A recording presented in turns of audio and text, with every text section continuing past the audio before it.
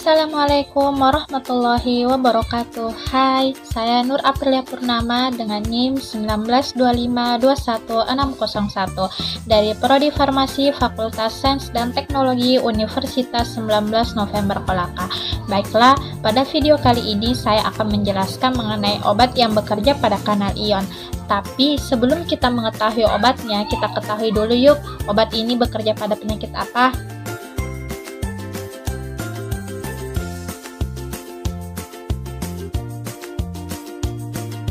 Apa itu penyakit epilepsi? Epilepsi didefinisikan sebagai kelainan otak ditandai oleh adanya kecenderungan untuk menimbulkan bangkitan epilepsi secara terus-menerus dengan konsekuensi neurobiologis, kognitif, psikologis, dan sosial. Penyakit epilepsi biasa juga disebut dengan penyakit Ayan, yaitu gangguan sistem saraf pusat neurologis di mana aktivitas otak tidak menjadi normal. Hal ini bisa menyebabkan kejang, bahkan kehilangan kesadaran.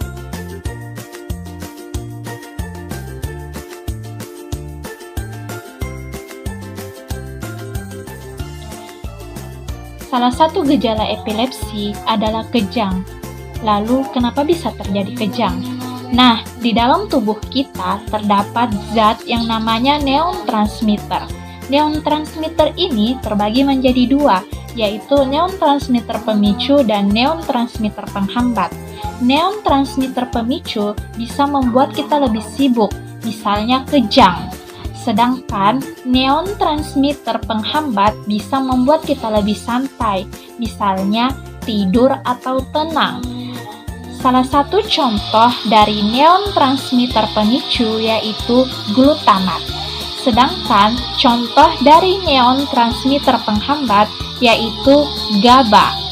Dalam kasus epilepsi, neurotransmitter pemicunya lebih banyak dibandingkan neurotransmitter penghambat, sehingga terjadilah efek kejang.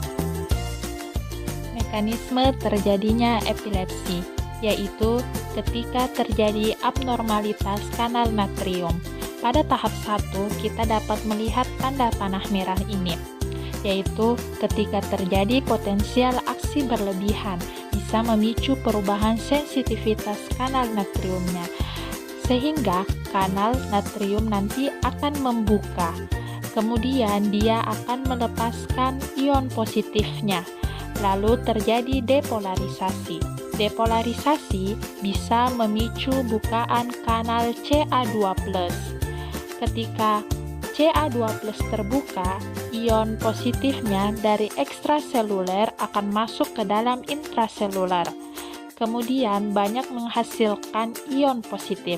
Ketika terjadi muatan positif yang banyak, maka keadaan tersebut disebut dengan depolarisasi. Depolarisasi ini akan melepaskan glutamat. Pada proses 2, dia akan memicu pelepasan glutamat dari granulnya. Glutamat akan dilepaskan menuju ke sel saraf yang lain. Nah, glutamat yang berwarna biru ini dia juga akan berikatan dengan reseptor AMPA. Ketika glutamat berikatan dengan reseptor AMPA, maka akan memicu bukaan kanal Na+. Ketika kanal Na+ terbuka, maka akan terjadi influx aliran Na+ ke dalam intraseluler. Selain itu, glutamat juga berikatan dengan NMDA dan memicu bukaan kanal Ca2+ di ujung sel saraf lainnya dan memicu influx aliran Ca2+ masuk ke dalam intraseluler.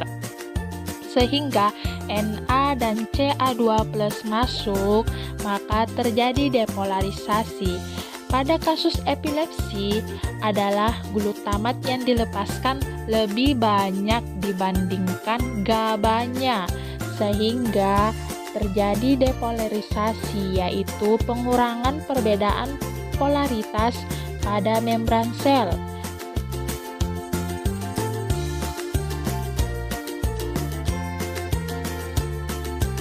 Nah, setelah kita mengetahui patofisiologi dari penyakit epilepsi, maka kita akan lebih mudah memahami mekanisme cara kerja dari obat carbamazepin. Obat carbamazepin sendiri adalah obat untuk mengontrol dan mencegah terjadinya kejang akibat epilepsi. Carbamazepin merupakan salah satu obat lini pertama yang paling sering diresepkan untuk kasus epilepsi, khususnya pada kejang parsial sederhana dan kompleks serta kejang tonik loss.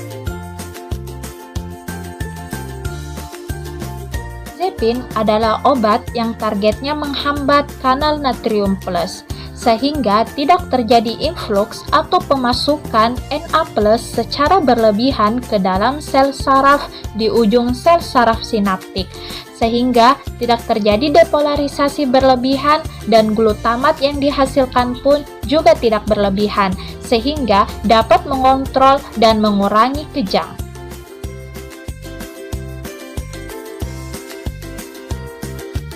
Dosis untuk carbamazepin yaitu anak usia kurang dari 6 tahun 10-20 mg 3 kali sehari, anak usia 6-12 tahun dosis awal 200 mg 2 kali sehari, dan anak usia di atas 12 tahun dan orang dewasa 400 mg 2 kali sehari. Adapun efek samping dari carbamazepin yaitu kaburnya penglihatan, mual, pusing, mengantuk, serta tidak dapat berdiri tegak.